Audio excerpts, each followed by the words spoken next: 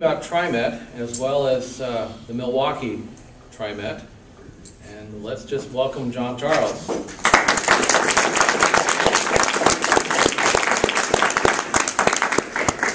John. All right, thank you. For those of you who don't know, Cascade Policy Institute is a 20-year-old nonprofit research center, or think tank is the shorthand version, and we're very much a pro-freedom organization. Our mission statement is to promote individual liberty, economic opportunity, and personal responsibility. And it's always interesting when I say that in audiences that are center-left, they sort of tolerate the interest in liberty and economic opportunity. Yeah, they're in favor of that. The third part, personal responsibility. Wow, you won't believe the body language that comes out. It's pretty interesting. So I've been there. This is my 15th year, and I was hired first as an environmental analyst, and now I'm president. Although I am an unlikely person, possibly the most unlikely person to ever run a free market think tank, because I spent 20 years in the mainstream environmental movement before coming to Cascade. I ran the Oregon Environmental Council for almost 17 years, and I started my career working for the Environmental Defense Fund, one of the big gang of 10 environmental groups in New York City back in the 70s. So, but I eventually, in '96, I left OEC. I decided the environmental movement had morphed into this huge power trip, which had nothing to do with pollution problems, which got me motivated as a high school student. We actually solved most of those problems. And the movement had morphed into a power trip, so I left OEC with no job in mind, just I had to get out of there. And then, fortunately, I got offered a job at Cascade. And right around then, the term smart growth came into coinage. I think it was Paris Glendening, the governor of Maryland, who actually first came up with the term. And instantly, there was sort of this market demand for people to talk about Portland and what I would call the myth of Portland. The myth of Portland being that if you have a really tight urban growth boundary and lots of light rail, and you regulate people really harshly and get people to live in a dense urban area, everything will be great. And a lot of people wanted to emulate Portland. So I started being a market-oriented guy. I responded to that market, and I ended up giving speeches all over the country, trying to get people to understand that when you come here and get the standard tour of Portland, Portland, as you see it, is basically a Hollywood movie set. It's fake. And so I try to explain what goes on behind the scenes and why it's completely dysfunctional, which compelled me then to learn a lot more about light rail and TriMet. And I had been, in a vague kind of way, a supporter of both TriMet and light rail back in the 80s and 90s. And I remember I grew up 20 miles from New York City, so I've been a transit user my whole life. I have lots of fond memories of taking the subway to Shea Stadium and Yankee Stadium and taking a bus into watch Knicks games in the Madison Square Garden, and I commuted on commuter rail from New Jersey to New York for 2.5 years professionally. So I have nothing against trains. Actually, I'm kind of a train nut, really. Whenever I go to Seattle, I always try and see if I can take the train first. When I fly elsewhere in business, the first thing I do is try and see if I can take a train from the airport to my hotel. Now it's sort of a matter of professional pride that if it's there, that I have to do it, just to show that I can do it, and so I can learn from it. So I have nothing against trains, and I have nothing against transit. I'm just against really outrageously expensive and stupid trains, and I'm against outrageous and wasteful transit that doesn't serve anybody.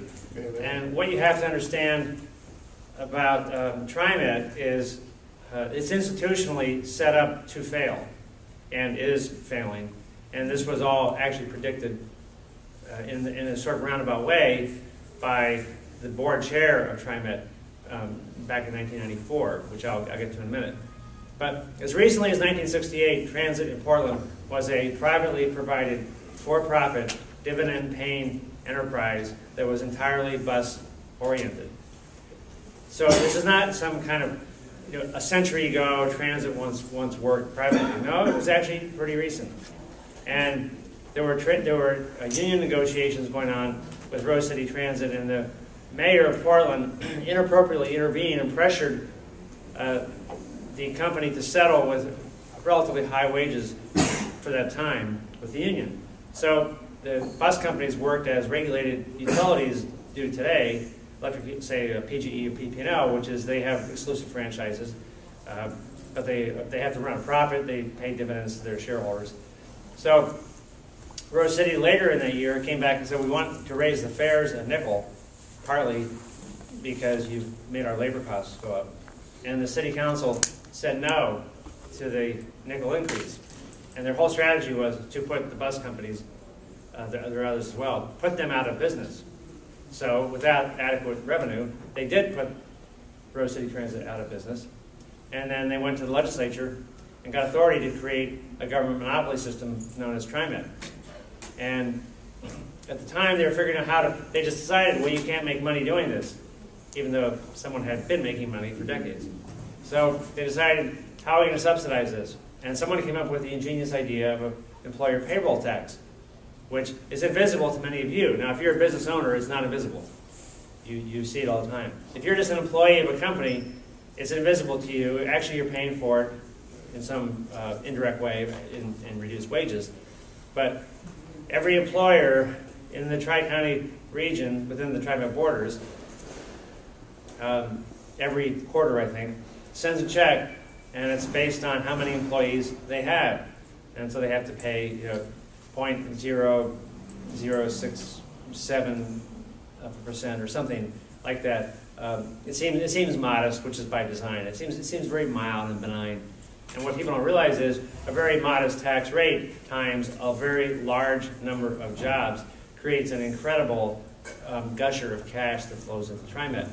So if you read an official history of TriMet, it actually says at the beginning, well, we had this little employee payroll tax, which would be around for a few years, and then we expect it to decline.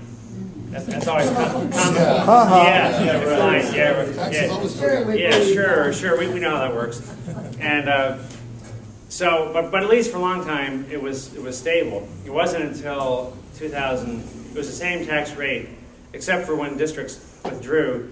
Malala withdrew, Wilsonville withdrew, eventually Sandy withdrew, and then Canby.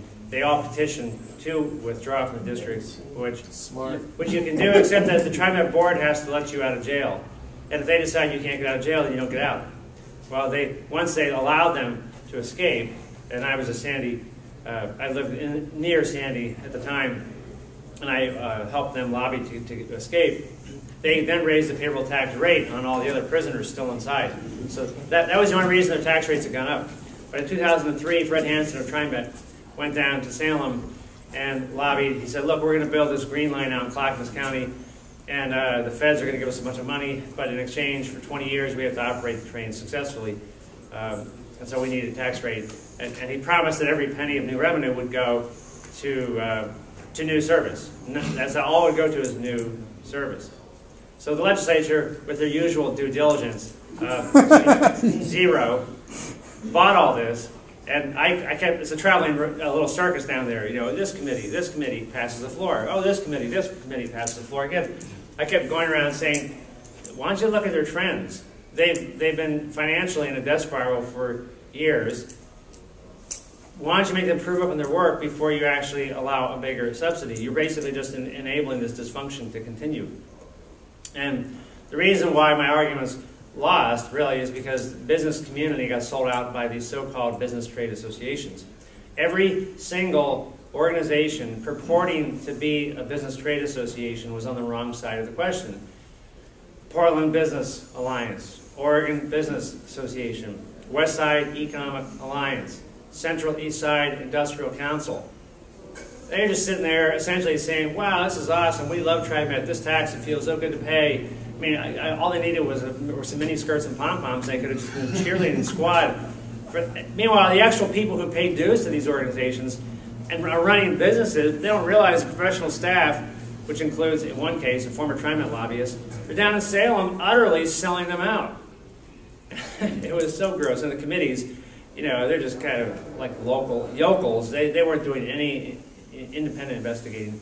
So then the governor signs it, and it starts going into effect in January of 2005, and so between 2005 and 2010, they raised $60 million into that.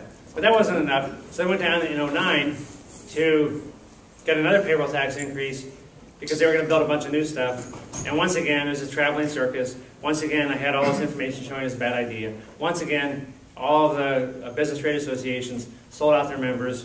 The only memorable part of that was Matt Wingard, a friend of mine, was a rookie legislator, and I fed him enough information that when I went to the House floor, he gave this epic, I don't know, like 18-minute floor speech or something that became kind of a minor YouTube sensation. And went on and on about why this is such an idiotic idea. But the Democrats were in full-on, 36-24 majority, I think, so they just, rammed it down their throats. Well, going back a little before that, in 1994, the real death spiral started when Tom Walsh, who was Fred Hanson's predecessor, he's very pro-union, and he agreed to this huge increase in the union compensation. And Lauren Weiss, who was a liberal Democrat and was chairman of the board, he didn't find out about the deal was brokered until it was already too late. And in a rare, extremely rare case of a public official speaking up, he basically blew a fuse and said, this is ridiculous, we can't just give it all away. So he was trying to do execute his fiduciary trust, and it was very public in the papers, and it became very clear that the TriMet CEO was going around him and told Barbara Roberts, then governor, well, this isn't going to work, you either need to get rid of him or me. So Lauren Weiss came back from Europe in August of '94, and he was called out of the governor's office, and an hour later he emerged and he was no longer on the board.